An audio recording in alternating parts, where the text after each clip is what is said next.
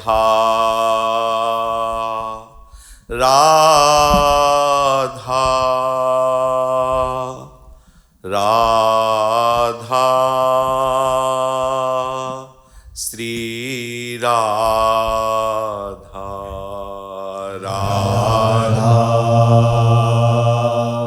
राधा राधा श्री राधा सच्चिदानंद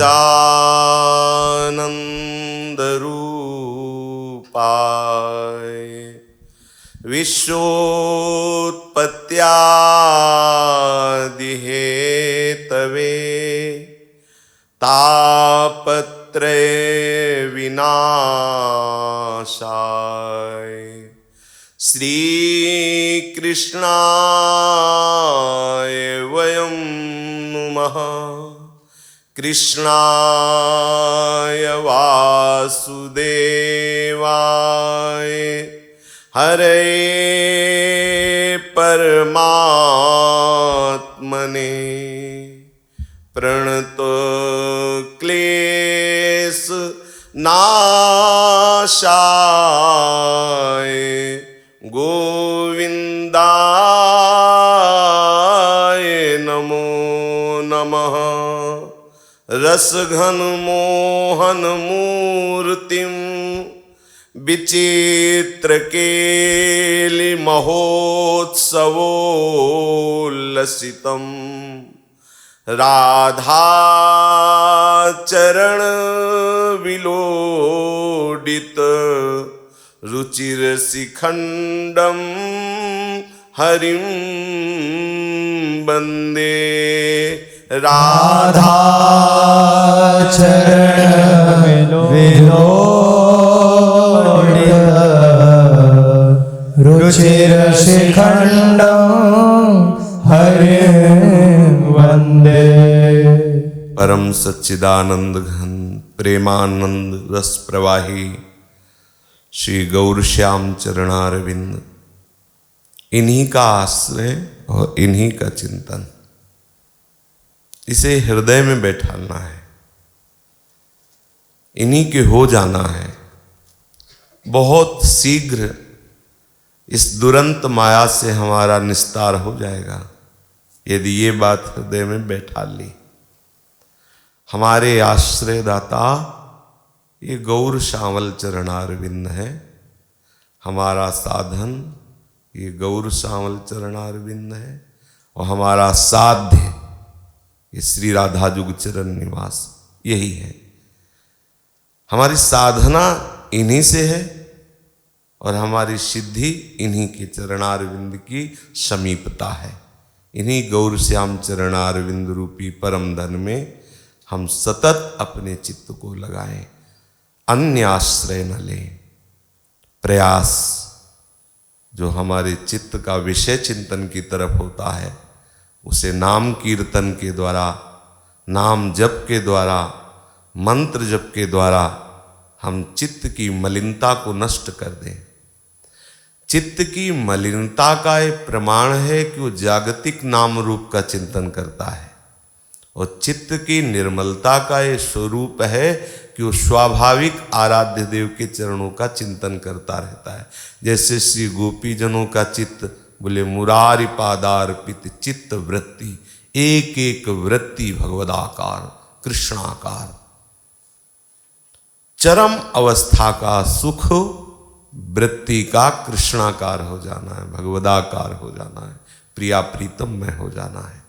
और ये होता है नाम जप से, नाम कीर्तन से, मंत्र जप से। जितना हम मंत्र जप करेंगे अंदर ही अंदर जो हमारी दुर्वासनाएं हैं उनको भस्म कर देगा ये मंत्र बल। नाम जप में एक अग्नि है, वो अग्नि अनंत जन्मों की परत जमी ही दुर्वासना की, वो नामाग्नि उसे भस्म करती रहती है। और उपासक जो अत्यंत धैर्यवान नहीं है वो घबरा जाता है कि बहुत समय हो गया नाम जप करते हुए, पर ये वासनाओं का तो क्रम हट ही नहीं रहा। एक गई एक आई, एक, ये क्या चल रहा है? कब तक चलता रहेगा? विश्वास करो, प्रतिपल सफाई हो रही है, प्रतिपल निर्मलता बढ़ रही है, प्रतिपल प्रभु के समीप पहुंच रहे हैं। ये विश्वास करो। खूब नाम रटन, मंत्र जप और भगवत लीला श्रवण, भगवत लीला गायन और ध्यान रहे। शरीर के द्वारा जितनी चेष्टाएं होती हैं वो केवल प्रभु की प्रसन्नता के लिए हो, चाहे व्यवहार जनित चेष्टा हो या परमार्थ जनित चेष्टा हो। हमें न व्यवहार से कुछ लेना है न परमार्थ से, क्योंकि हमारे सर्वस्व गौर श्यामल चरणारविंद है। इनका सानिध्य न छूटे, ऐसा हमारा व्यवहार और ऐसा ही हमारा परमार्थ होना चाहिए। व्यवहार परमार्थ का परिणाम ये प्रभु के चरणारविंद है। अगर ये इनसे अपनापन नहीं हुआ तो फिर कोई लाभ नहीं। बड़ा मंगलमय प्रसंग चल रहा है। भगवान ब्रह्मा जी आश्चर्यचकित होकर के बछड़ों का अपहरण कर लिया, और फिर जब गोविंद बछड़ों को ढूंढने गए तो सखाओं का अपहरण कर लिया। तो प्रभु ने सखा और बछड़ा जैसा, जितने स्वभाव वाले, रंग वाले, आयु वाले, वैसे ही प्रभु ने अपने आप को बना लिया। स्वयं श्री कृष्ण बछड़ा और सखा बन करके ब्रजवासिनी वात्सल्य सिंधु में डूबी हुई गोपियां और गौएं, इनको महासुख दे रहे हैं। पूर्व प्रसंग में बलराम जी ने जब देखा कि ब्रजवासी श्री कृष्ण से बढ़कर किसी को प्यार नहीं कर सकते, फिर इतना सबको अपने बच्चों से क्यों प्यार है जितना श्री कृष्ण से होना चाहिए। और गौएं जिनके बछड़े हो गए हैं वो भी इन बछड़ों से अधिक प्यार कर रहे मानो श्री कृष्ण से। तो ये क्या है? कोई ऐसी दैवी माया, कोई आसुरी माया, या किसी ईश्वर कोटि के महापुरुष की माया का प्रभाव हमारे नेत्रों में पर्दा नहीं डाल सकता, जो मैं समझ नहीं पा रहा हूं। प्रभु श्री कृष्ण से पूछा तो प्रभु श्री कृष्ण ने उनको बताया कि ये ब्रह्मा की करतूत के कारण ऐसा करना पड़ा। ब्रह्मा जी ने सखाओं और बछड़ों का अपहरण कर लिया है और उनको मायामयी सैया में सुला दिया है। तो ब्रजवासियों को सुख देने के लिए मैं ही बछड़ा बना हूं, मैं ही सखा बना हूं। जब ये बात श्री सुखदेव जी कह रहे थे तो वो शोभा उनके नेत्रों के सामने प्रकाशित हुई। छड़ी, छीका, वस्त्र, सखा, बछड़ा, सब श्री कृष्ण। तो इत्थम इस्म पृष्ठः सतुबादरायणेश तस्मारितानंत हृताखिलेन्द्रियः कृच्छात् पुनर्लब्ध बहिर्दृशि शनैः प्रत्याहतम भागवतोत्तमो मोत्तम। श्री सुखदेव जी महाराज डूब गए लीला में।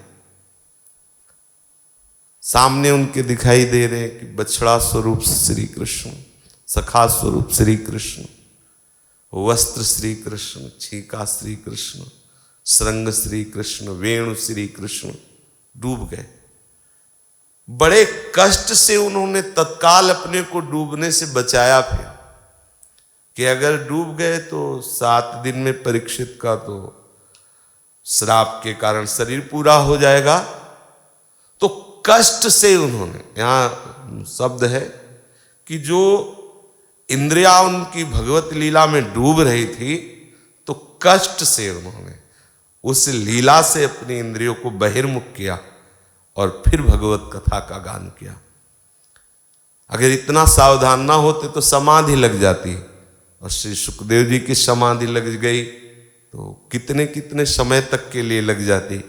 और महाराज परीक्षित को तो 7वें दिन तक्षक सर्प काटना है।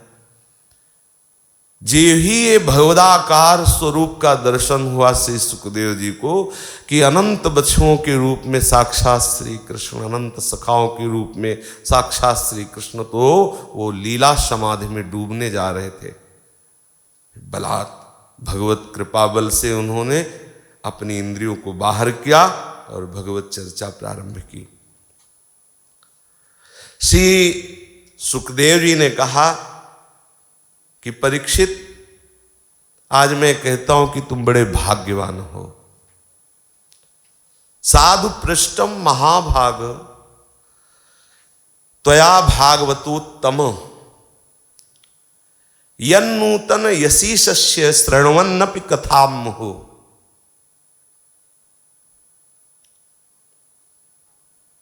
तुम्हारा भगवत प्रेमी महात्माओं में सर्वश्रेष्ठ स्थान है।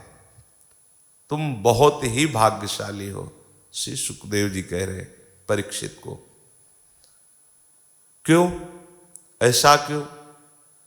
क्योंकि जिसको कभी भगवत लीला श्रवण से तृप्ति नहीं होती, वो बड़ा भाग्यशाली है, महाभागवत है। एक व्यसन बन जाना चाहिए, चाहे जितना शरीर में कष्ट हो, सामर्थ्य ना हो। लेकिन जैसे हम नशेबाज आदमी को देखते हैं, उसका नशा ना पूरा हो तो उसे कहीं चैन नहीं मिलती। ऐसे ही होना चाहिए अपने हृदय में प्रभु की लीला गायन, लीला श्रवण के प्रति ऐसा व्यसन, नशा। अगर आज लीला चरित्र सुनने को नहीं मिला तो पूरा दिन उदासी होनी चाहिए। आज हमारा दुर्भाग्य प्रकट हो गया, आज हमें भगवत चरित्र श्रवण करने को नहीं मिला। अकेले में चरित्र पढ़ना और संत सभा में चरित्र श्रवण करना, ये अलग महिमा है। भगवान शंकर को कौन सा ऐसा शास्त्र है जो ज्ञान ना हो, पर कागभूषुंड जी की सभा में जाके सुनते हैं, एक अलग रस मिलता है।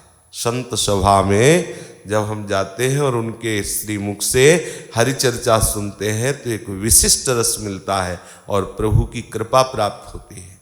श्री सुखदेव जी ने कहा कि तुम भगवत भक्तों में प्रधान हो, महाभागवत हो, तुम बड़े भाग्यशाली हो। क्योंकि प्रभु के विषय में जो प्रश्न किया जाता है तो प्रश्नकर्ता और श्रोता, उत्तर देने वाला, प्रश्न करने वाला, सुनने वाला, ये सब पावन हो जाते हैं। तुम्हें बार बार प्रभु की लीला कथा सुनने को मिलती, फिर भी तुम्हें तृप्ति नहीं हो रही। बार बार तुम प्रश्न करते हो और लीला चरित्र सुनने के लिए। इसलिए तुम्हारे हृदय में श्री कृष्ण प्रेम विराजमान है, तुम महाभागवत हो। रसिक संत वही है जिसकी वाणी केवल भगवत चर्चा के लिए खुले। सतामयम सार भृताम निसर्गो यदर्थवाणी श्रुति चेतसामपि प्रतीक्षणं न व्यवदच्युतस्य यत् स्त्रिया विटानामिव साधुवार्ता। जो संतों की वाणी है, जो रसिक संतों की वाणी है, वो केवल भगवत चर्चा के लिए ही खुलती है, उच्चारण होती है। महाप्रभु हरिवंश चंद्र जी कह रहे, रसना कटो जो अन रटो। यदि हमें कुछ और बोलने की इच्छा होती है तो निश्चित समझो अभी हम भगवत कृपा के राज्य में प्रवेश नहीं पाए। कृपा हम पर तो है, पर अभी हम कृपा राज्य में प्रवेश नहीं पाए। नहीं तो बोलने की इच्छा नहीं होगी। कैसी भी परिस्थिति हो वो बोलेगा तो भगवत यश, भगवत नाम महिमा, भगवत प्रताप, नहीं तो मौन। ताते मौन रहिबो उचित है। सजाती से मिली प्रिया प्रीतम के प्रेम रस की बातें करे, नहीं तो याते मौन रहिबो उचित है। अपने भगवत प्रेमी महात्माओं के सानिध्य में बैठ करके भगवत चर्चा करे, अन्यथा नाम जप करते हुए मौन धारण करें। अगर हम किसी की निंदा स्तुति की बात करते हैं, लोक वार्ता की, ग्राम्य कथा की, विषय वार्ता की, इस वाणी से उच्चारण करते हैं तो निश्चित बहुत धोखा करते हैं, क्योंकि उससे बहुत जल्दी अंतःकरण मलिन होता है। ये नियम ले लेना चाहिए कि हमारी वाणी बोलेगी तो प्रिया प्रीतम की बात बोलेगी, नहीं तो मौन। हमको किसको प्रसन्न करना है? जैसे लगता है कि अगर इससे बात नहीं करेंगे तो ये असंतुष्ट हो जाएगा, तो बेचारा वो अज्ञानी है, अगर असंतुष्ट हो जाता है तो आज नहीं तो कल उसको हमारी बात का परिचय मिलेगा भगवत कृपा से, तब समझ जाएगा।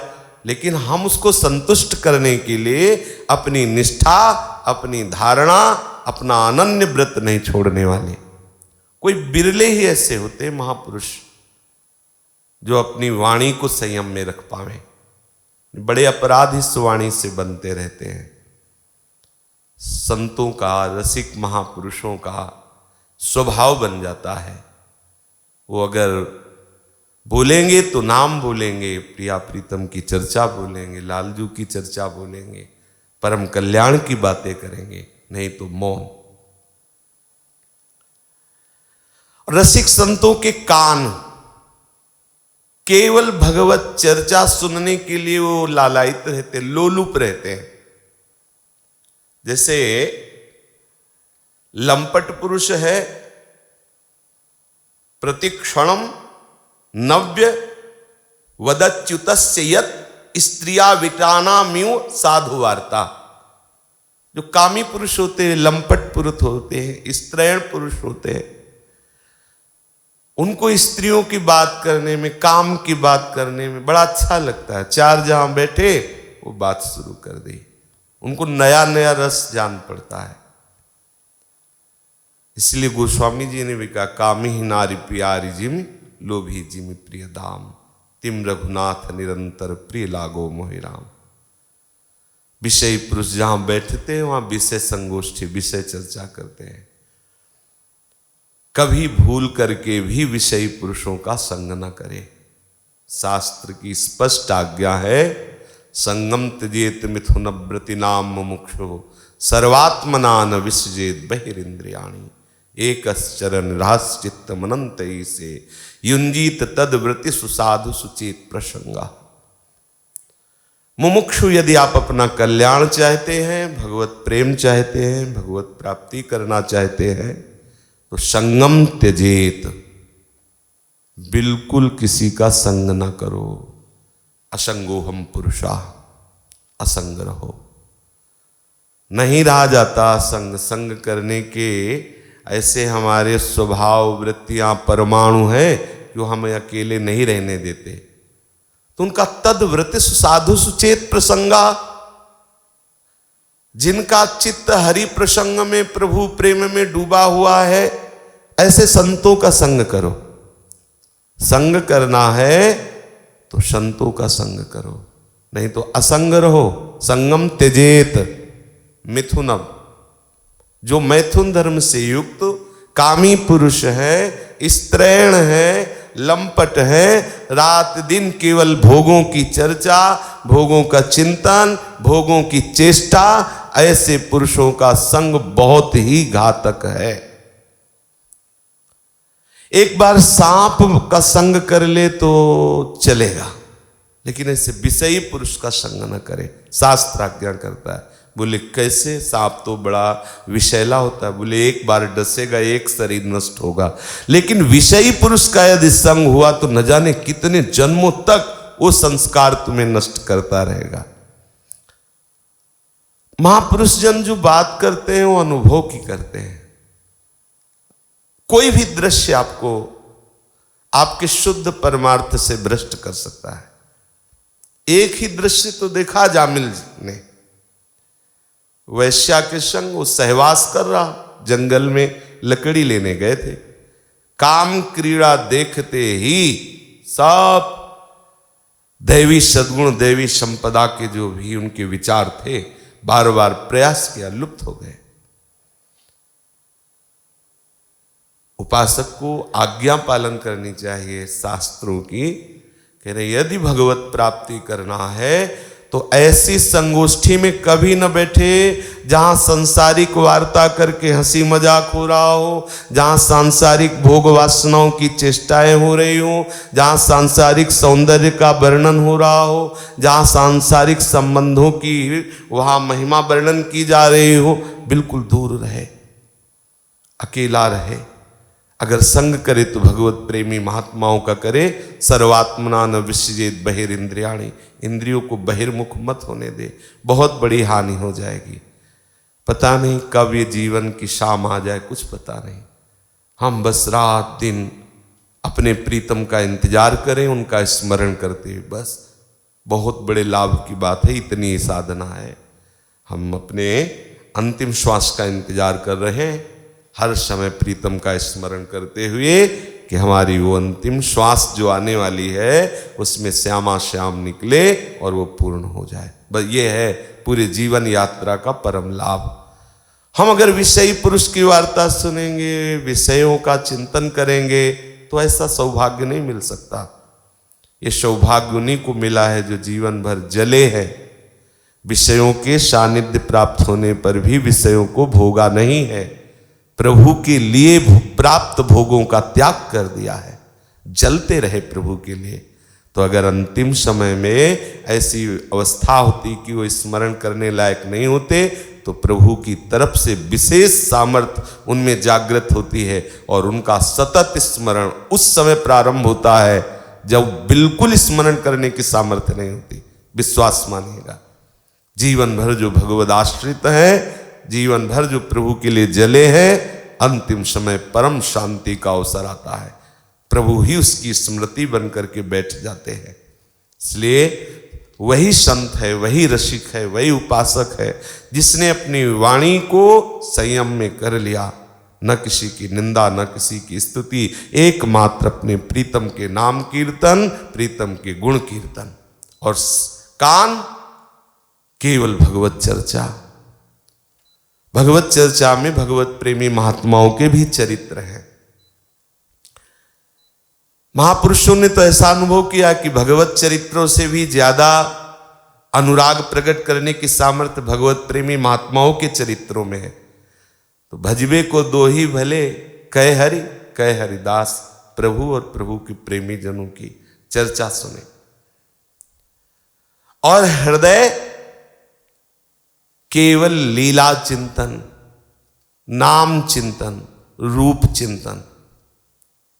देखो अंदर झांक के देखो क्या चिंतन होता है। आप यदि अन्य आश्रय लिए तो बड़ा कठिन होगा अंदर का चिंतन बदलना। और आपको सच्ची कहते हैं, यदि अनन्य आश्रय हो जाए तो आपको चिंतन करना नहीं पड़ेगा। आप जब सुनोगे तो कभी मंत्र चल रहा है, कभी नाम चल रहा है, कभी पद चल रहा है, कभी कोई रूप झांकी आ रही, कभी कोई लीला की बात आ रही, कभी कोई महापुरुष पधार रहे। भजन करना नहीं पड़ता। सोचो कितना उस हृदय में आनंद होगा जब चिंतन नहीं करना पड़ रहा, कोई सावधानी नहीं करनी पड़ रही, सहज में भगवदानंद में डूबा हुआ है। इसी को हम परम सिद्धि कहते हैं।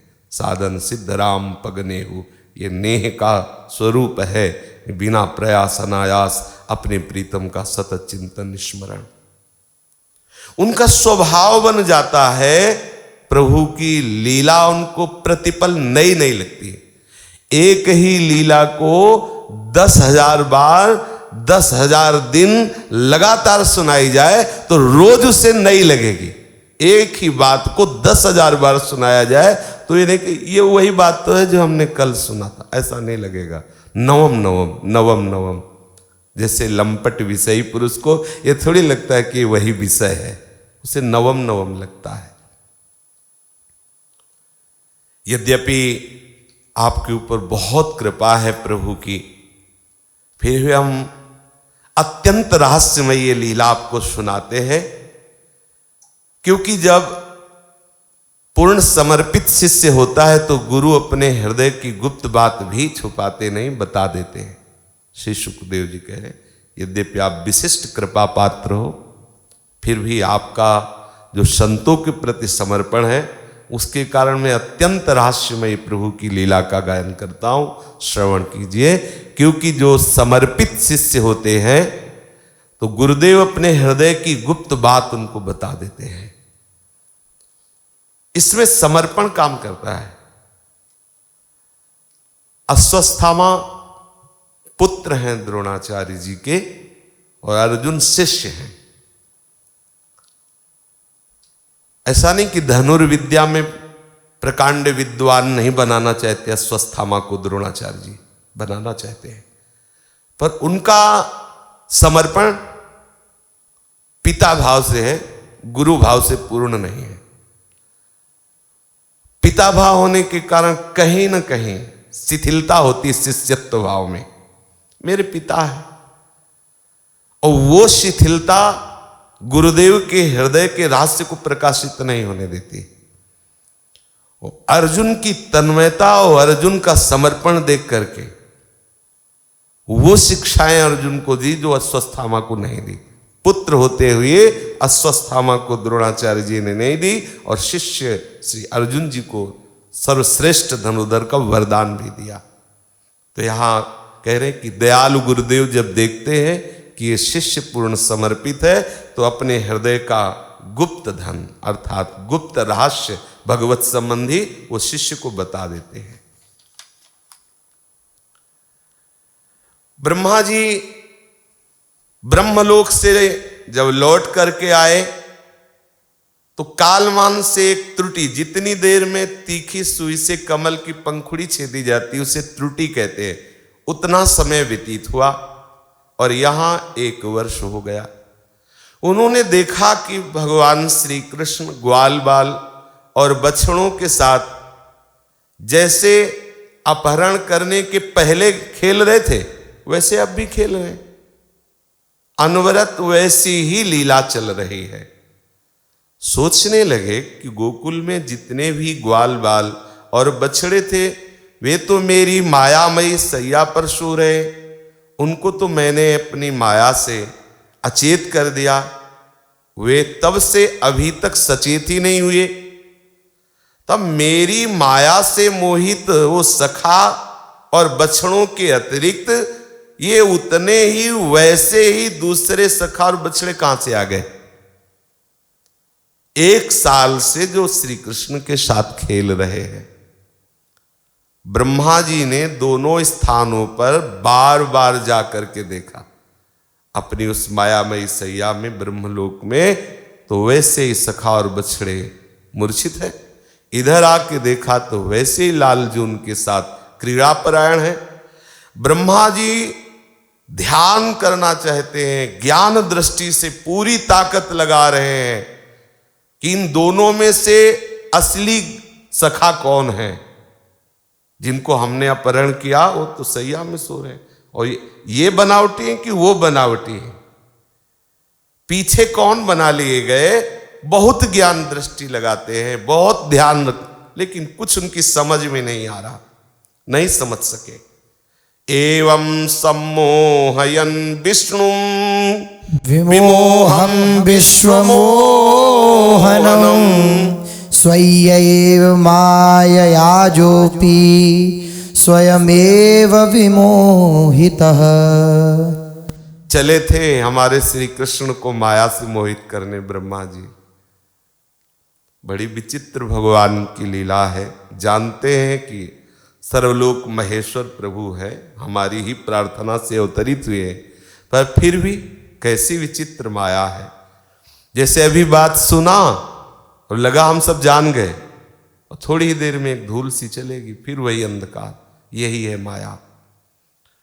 इसीलिए कहा जाता है निरंतर नाम जप करो। निरंतर जो नाम जप करते हैं तो ये माया की धूल उनकी बुद्धि में प्रवेश नहीं पाती, उनकी बुद्धि विशुद्ध रहती है, वो विवेकवान रहते हैं। निरंतर भगवत स्मरण से माया पर विजय पाई जा सकती है। यस्य स्मरण मात्रेण जन्म संसार बंधनात्। इसलिए हमें हर समय स्मरण परायण, जरा सा विस्मरण हुआ कि धोखा है, हानि हरिवंश के नाम अंतर परे। धूल भरी आंधी माया की चल रही है। देखो तो ये कैसे माया मुग्ध हो गए कि हमारे सर्वलोक महेश्वर श्री कृष्ण को माया मोहित करने चले थे। इनको ये पता नहीं कि कोई भी माया ऐसी सामर्थ्य नहीं रखती कि श्री कृष्ण का स्पर्श भी कर ले। ब्रह्मा जी सर्वज्ञान शिरोमणि होने पर भी ऐसे श्री कृष्ण को अपनी माया से मोहित करने चले। मोहित करना तो दूर रहा, वे अजन्मा होने पर भी अपनी माया से ही वो मोहित हो गए, वो अपनी माया के ही लपेट में आ गए। जिस प्रकार रात के घोर अंधकार में कोहरे के अंधकार का पता नहीं चलता, जिस प्रकार दिन के तेज में जुगनू के तेज का पता नहीं चलता, ऐसे श्री कृष्ण के तेज के सामने ब्रह्मा जी का जो माया प्रभाव है वो फीका हो गया। ब्रह्मा जी विचार करने लगे, ये आखिरकार इतने सखा, इतने बछड़ा जो सैया में मूर्छित है और ये यहां प्रगट खेल रहे, ये कौन है? बार बार देख रहे, इतने में दिखाई दिया कि जितने सखा है, जितने बछड़ा है, सब श्री कृष्ण है। श्री कृष्ण की कृपा से ब्रह्मा जी को दिखाई दिया। सब के सब सजल जलधर के समान श्याम वर्ण। आहा, ब्रह्मा जी ने देखा, तावत् सर्वे वत्सपाला पश्यतो यस्य तत्क्षणात् व्यदृश्यन्त घनश्यामा पीतकोशे वाससः चतुर्भुजाः शंख चक्र गदाराजीव पाणयः किरीटिनः कुण्डलिनो हारिणो वनमालिनः श्रीवत्साङ्गदो रत्न कम्बुकङ्कणपाणयः नूपुरैः कटकैर्भाताः कटिसूत्राङ्गुलीयकैः आङ्घ्रि मस्तकमापूर्णास् तुलसी नवदामभिः कोमलैः सर्वगात्रेषु भूरि पुण्यवदर्पितैः। जितने बछड़े हैं सब के सब चतुर्भुज दिखाई देने लगे, क्योंकि वैभव दिखाना है ना प्रभु को। सब के सब सजल जलधर के समान श्याम वर्ण पीतांबरधारी शंख चक्र गदा पद्म चतुर्भुज। जितने बछड़े, जितने सके, सबके गले में मनोहर हार, कानों में कुंडल, माथे पे मुकुट और वृंदावन के पुष्पों की वनमाला धारण किए हुए। सबके वक्षस्थल में सुवर्ण की रेखा श्रीवत्स, बाहुओं में बाजूबंद, कलाइयों में शंखाकार रत्न से जड़े कंकन, श्री चरणों में नूपुर, कड़े, कमर में करधनी, अंगुलियों में दिव्य अंगूठियां चमक रही। नख से सिख तक समस्त अंगों में कोमल और नवीन तुलसी की मालाएं, जो उन्हें बड़े भाग्यशाली भक्तों ने धारण कराई है। ब्रह्मा जी ने देखा और सब के सब मुस्कुरा रहे हैं। उनकी मुस्कुराहट से अद्भुत चांदनी का प्रकाश हो रहा है। बड़े ही रत्नारे नेत्र, कटाक्ष पूर्ण चितवन, बड़ी मधुर। ऐसा जान पड़ता है मानो वे इन दोनों के द्वारा सत्वगुण और रजोगुण को स्वीकार करके भक्त जनों के हृदय में शुद्ध लालसाएं जगाकर उनको पूर्ण कर रहे हैं। मंद मुस्कान और तिरछी चितवन के द्वारा ऐसा लगता है कि भक्तों के हृदय में प्रेम कामना जागृत करके और फिर पूर्ण कर रहे हैं। ब्रह्मा जी ने और भी देखा कि उनके जैसे कितने ब्रह्मा, गर्ग संहिता में वर्णन आता है कि कोई 1000 मुख वाला ब्रह्मा, कोई कितने कितने मुख वाले, कोई पार थोड़ी पा सकता है। जब ब्रह्मा जी गए, बोले हम ब्रह्मा जी हैं। तो कहाँ के ब्रह्मा हो, यहाँ तो कितने ब्रह्मा आते रहते हैं, किस ब्रह्मांड के ब्रह्मा हो। ओ गर्ग संहिता में वर्णन आता है। तब ब्रह्मा जी को खुद पता नहीं कि कितने ब्रह्मा हैं, कितने लोग। अरे प्रभु के एक रोमकूप में करोड़ों ब्रह्मांड है। एक रोमकूप में दिखरावा माते तीन अद्भुत रूप प्रचंड, रोम रोम प्रतिलागे कोटि कोटि ब्रह्मांड। कैसे कोई प्रभु का पार पा सकता है। ब्रह्मा से लेकर तृण तक चराचर जीव मूर्तिमान होकर के नाच रहे, गा रहे। देखा ब्रह्मा जी ने प्रत्येक बछड़ा, प्रत्येक सखा, चतुर्भुज घनश्याम, साक्षात घनश्याम स्वरूप, और एक एक के पास ब्रह्मा शंकर चराचर मूर्तिमान होकर नाच रहे, अलग अलग। समझ रहे, अलग अलग असंख्य बछड़े, असंख्य सखा, और वो सब असंख्य चतुर्भुज हरि रूप, और सब एक एक के पास ब्रह्मा जी, शंकर जी, सब उन्हें नाच गा के मना रहे हैं। ब्रह्मा जी ने देखा अलग अलग भगवान की उन रूपों की सब उपासना कर रहे हैं। ब्रह्मा जी ने देखा अलग अलग अणिमा महिमा आदि सिद्धियां, माया विद्या आदि विभूतियां, महातत्व आदि 24 तत्व चारों ओर से प्रभु को घेरे हुए हैं। प्रकृति में क्षोभ उत्पन्न करने वाला काल, उसके परिणाम का कारण स्वभाव, वासनाओं को जगाने वाला संस्कार, कामनाएं, कर्म, विषय, फल, ये सब मूर्तिमान रूपवान होकर के श्री कृष्ण की उपासना कर रहे हैं। भगवान की सत्ता और महत्ता के सामने जितने भी ये भगवान ब्रह्मा शंकर आदि उपासना कर रहे हैं, उन सब का अस्तित्व खो गया है। ब्रह्मा जी ने ये भी देखा। ब्रह्मा जी ने ये भी देखा कि वो सभी अभी अभी प्रकट हुए, ऐसा नहीं। भूत में, भविष्य में, वर्तमान में, तीनों काल में परम सत्य है। ऐसे ही पहले थे, अब भी हैं, आगे भी रहेंगे। ऐसा नहीं कि वो ऐसे माया से प्रकट हुए और खत्म, ऐसा नहीं। वो सब सच्चिदानंद है और सब त्रिकाल सत्य है। वो त्रिकाला बाधित नहीं, त्रिकाल काल के द्वारा बाधित नहीं कि जो अभी वर्तमान में है वो भूत में नहीं थे, वो भविष्य में नहीं रहेंगे। सबके सम स्वयं प्रकाश, केवल अनंत आनंद स्वरूप। ब्रह्मा जी ने देखा कहीं भी जड़ता नहीं, सब चिदानंदमय, सब एक रस। यहां तक कि उपनिषद दर्शी तत्व ज्ञानियों की दृष्टि भी उनकी अनंत महिमा का स्पर्श भी नहीं कर पा रही है। इस प्रकार ब्रह्मा जी ने एक साथ देखा कि सब के सब उन परब्रह्म परमात्मा श्री कृष्ण के स्वरूप हैं, जिनके प्रकाश से सारा चराचर जगत प्रकाशित हो रहा है। ये लीला देख करके ब्रह्मा जी को पसीना छूट गया। बड़े बड़े को पसीना छूट जाता है जब प्रभु अपनी लीला दिखाते हैं। तो माया की लीला ही ऐसी विचित्र भगवान की है। सती जी को पसीना आ गया था, आंखें बंद करके रास्ते में बैठ गई थी, चलने की हिम्मत नहीं हुई थी। अत्यंत आश्चर्य हुआ, ब्रह्मा जी चकित हो गए।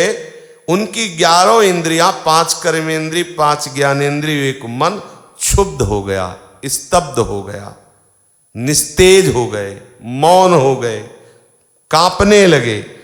खड़े रहने की सामर्थ्य नहीं रह गई ब्रह्मा जी में, जो लीला देख रहे हैं सामने। अब मानो ब्रज के अधिष्ठात्र देवता श्री लालजू के सामने पुतली खड़ी हो, ऐसे ब्रह्मा जी खड़े हैं। बिल्कुल कोई सामर्थ्य नहीं, कोई अस्तित्व नहीं, क्योंकि माया दिखाने चले थे। तो श्री कृष्ण ने थोड़ा सा इशारा किया, देखो ये वैभव हमारा। श्री सुखदेव जी ने कहा, परीक्षित, भगवान का स्वरूप तर्क से परे है। श्री कृष्ण की महिमा असाधारण है। वो जनावे तो कोई जान सकता है? नहीं जान सकता। स्वयं प्रकाश, आनंद स्वरूप, माया से अतीत परम तत्व, वेदांत भी साक्षात रूप से श्री कृष्ण का वर्णन करने की सामर्थ्य नहीं रखता, असमर्थ है। इसीलिए उससे भिन्न का निषेध करके आनंद स्वरूप ब्रह्म का वो कुछ संकेत करता रहता है वेदांत। देखो, ब्रह्मा जी समस्त विद्याओं के अधिपति हैं, तथापि इतनी भी सामर्थ्य नहीं रह सकी कि वो अब दोबारा देख सके प्रभु की तरफ। अगर ये महिमा न सुनाई जाए ना तो लड्डू गोपाल समझते ठाकुर जी को। हां, प्रिया जी की भुजाएं कैसी, मनोमृणाल भूषण भूषित भुज श्यामन, अत्यंत सुकोमल कमल नाल के समान भुजाएं, और लालजू के गले में ऐसे डाले हुए और विहरण कर रहे। और लालजू महाराज जो अजान बाहु कहे जाते हैं, वो कहते हैं मोको ही तो साज कहारी प्यारी हो अति दीन, तू बस भू छेप ल जाए सा हो प्यारी। मेरे में इतना बल नहीं है कि मैं आपसे आंख मिला सकूं, ये तो आपकी कृपा से।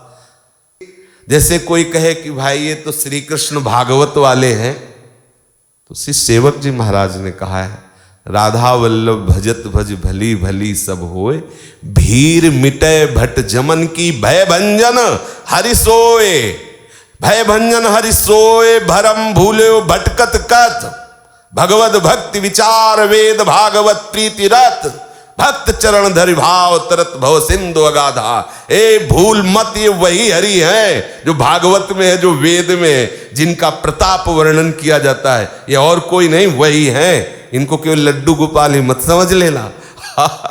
ब्रह्मा की भी अब ताकत नहीं कि दोबारा देख सकें श्री कृष्ण की तरफ। और अत्यंत रहस्य की बात बता रहे हैं कि ये तो वैभव की बात है। श्री जी के चरणों में जो लाल जो हाथ में रखते हैं ना सुदर्शन चक्र, वो हमारी गोरी भोरी के चरणों में चिन्ह वास करता सुदर्शन। जो उन गोरे चरणों का आश्रय लेते हैं तो सुदर्शन चक्र सदैव रक्षा करता है। आप श्री जी के चरण चिन्ह जो हैं 19, उनको आप पढ़ करके उनकी महिमा देखिए। श्री जी के चरणों में विराजमान गदा अपने शरणागतों की हर समय रक्षा करती। हरिराम व्यास जी कहते, शरणागत भय विरद पतित पावन बाने। ऐसा मत समझना कि हमारे श्री जी के पास अस्त्र नहीं है। एक ही अस्त्र में लालजू ढेर हो जाते, औरों के तो जाले दगा। भ्रकुटि निर्जित मदन मंद सस्मित बदन, किए रस विवश घनश्याम पिए गोरी। एक तो इस उपासक जो इस मार्ग में चलता है उनको इन सब बातों की परवाह, पर अगर किसी को हो तो साइड की जरूरत नहीं है। ये इतने समर्थ हैं कि कोई भी साइड की जरूरत नहीं है। ये महान पूर्ण है। भरम भूल्यो भटकत कत, भगवत भक्ति विचार वेद भागवत प्रीतिरत, भक्त चरण धरि भाव। तभी आप समझ पाओगे इनके रहस्य को। निस्तेज हो गए ब्रह्मा, मौन हो गए ब्रह्मा, घबरा गए, स्तब्ध हो गए, और एक जैसे पुतली खड़ी हो ऐसे, कुछ दिखाई नहीं दे रहा, कुछ समझ में नहीं आ रहा। ब्रह्मा ब्रह्मा पूरी सृष्टि को ऐसे रचते हैं ब्रह्मा। ऐसे ब्रह्मा का मतलब तुम खेल तमाशा समझते हो, संपूर्ण चराचर जगत के रचने वाले स्वामी हैं ब्रह्मा। वेद स्तुति करते हैं ब्रह्मा की। वो ऐसे मौन निस्तेज, देखने की सामर्थ्य नहीं हमारे श्री कृष्ण की तरफ। इसीलिए भगवत रसिक जी ने कहा, प्रथम सुने भागवत भक्त मुख। जब हम ये देखते हैं कि ऐसा सामर्थ्यशाली श्री कृष्ण हमारी प्यारी जी के चरणों में कैसे प्रणत हो रहा है, कैसे वो विनय कर रहा है, तब गर्व से कहते हैं हमारे माई श्यामा जी को राज। ऐसा थोड़ी खेल है ये वृंदावन नवनिभृत निकुंज का।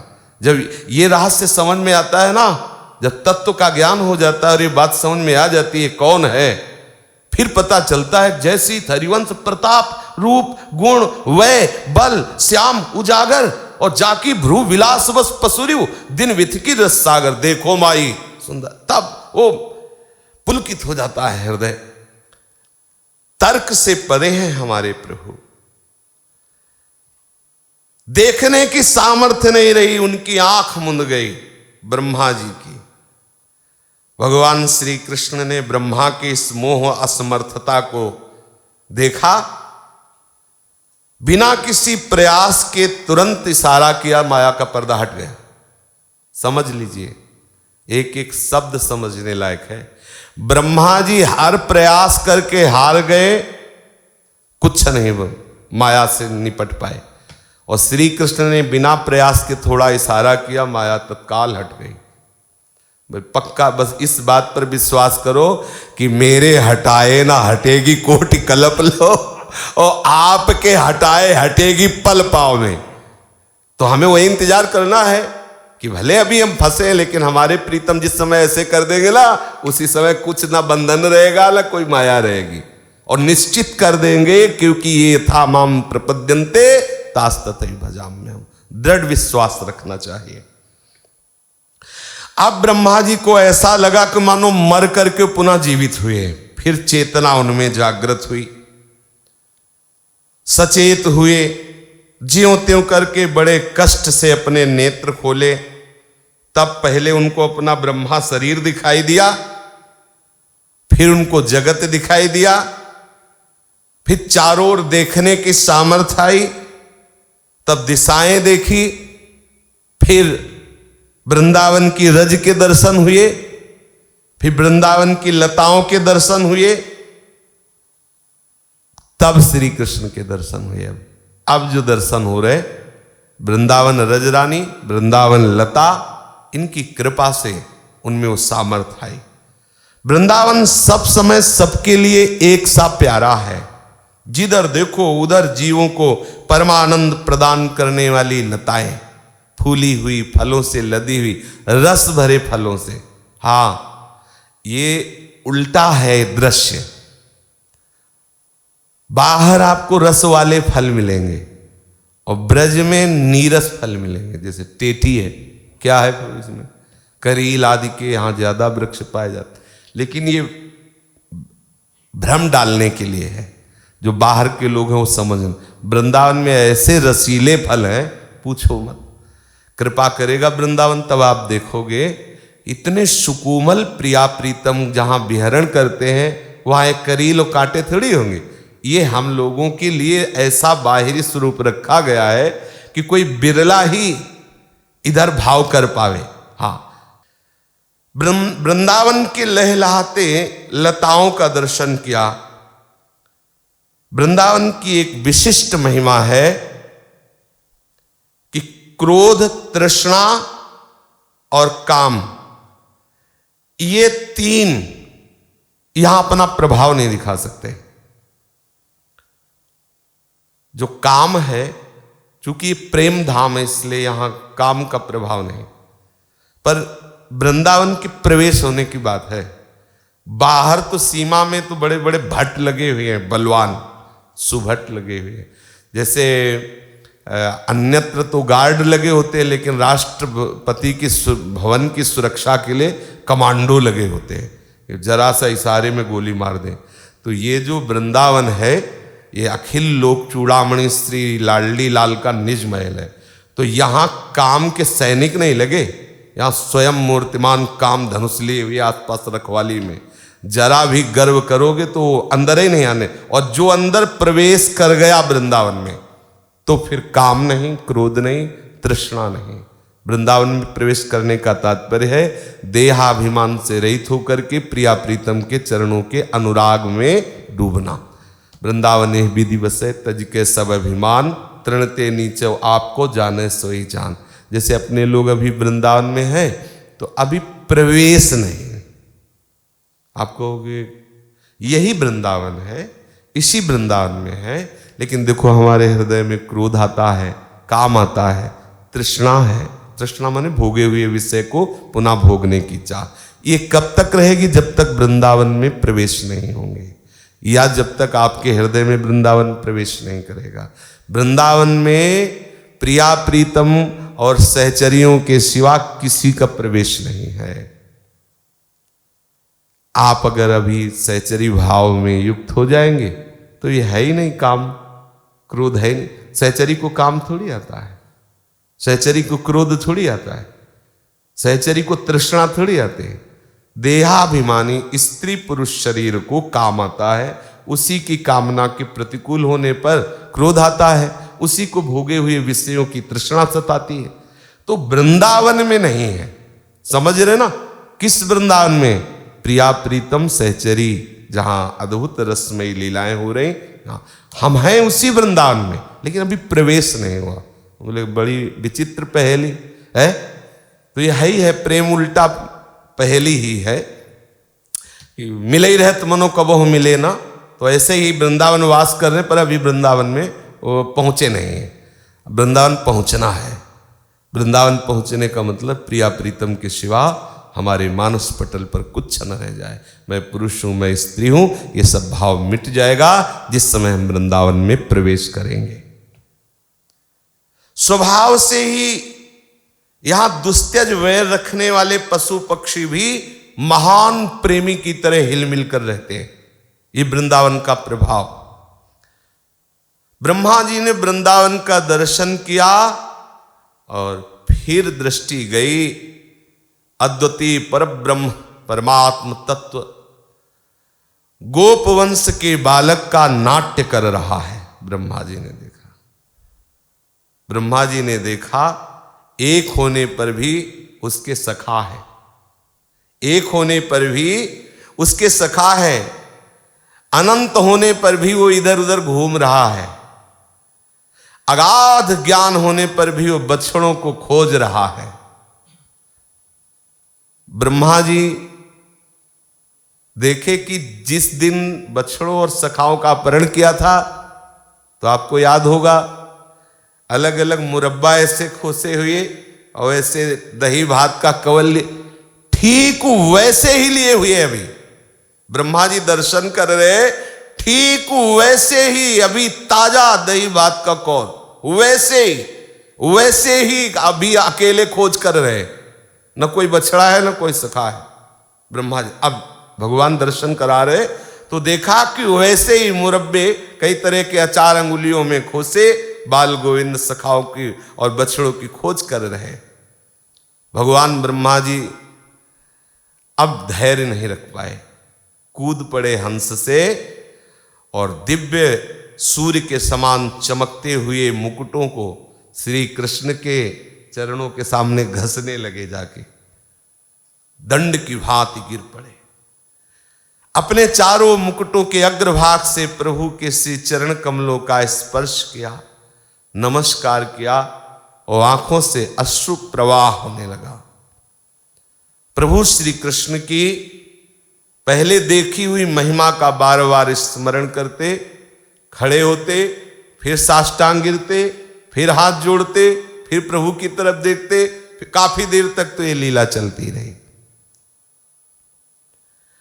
आनंद सिंधु श्री कृष्ण के चरणों को पकड़ करके अपने आंसुओं की धारा से उन्हें नहला दिया।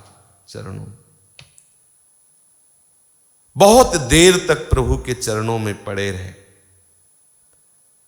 हमारे लालजू महाराज ऐसा कभी नहीं होता कि इतनी कोई दंडवती करे, इतना कोई प्रेम दिखावे और वो झुक के उठाए भी ना, एक भी शब्द नहीं बोले, थोड़ा भी नहीं झुके और एक बार भी ब्रह्मा जी की तरफ प्यार से नहीं देखा। सैकड़ों दंडवते कर रहे, बार बार मुकुट घस रहे। क्यों? तुम सखाओं को दूर कर दिया। हमारे प्रेमी जनों को जो हमसे नजदीक लाता है, मैं उसे बहुत प्यार करता हूं। प्रभु दास दास सोहम से विशेष प्यार करते हैं। और तुम हमारे प्रेमी जनों को ही बिछुड़, उनको ही तुमने अलग कर दिया। जब ब्रह्मा जी ने देखा उधर से तो कोई उत्तर नहीं हो रहा, तो उठ के खड़े हुए, आंसू पोंछे, प्रेम और मुक्ति के एकमात्र उद्गम भगवान श्री कृष्ण के सामने अंजलि बांधी, हाथ जोड़े, अश्रु प्रवाह करते हुए स्तुति करने लगे।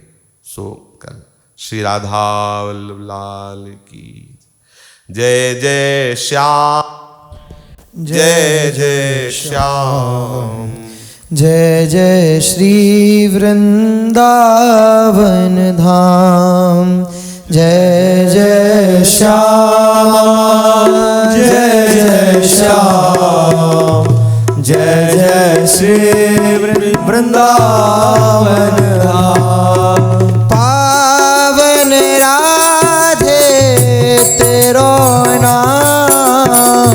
पावन राधे तेरो नाम, पावन श्री वृंदावन धाम, पावन श्री वृंदावन धाम। जय जय श्यामा जय जय श्यामा, जय जय श्री वृंदावन धाम। जय जय श्यामा जय जय श्री वृंदावन धाम। राधा राधा राधा राधा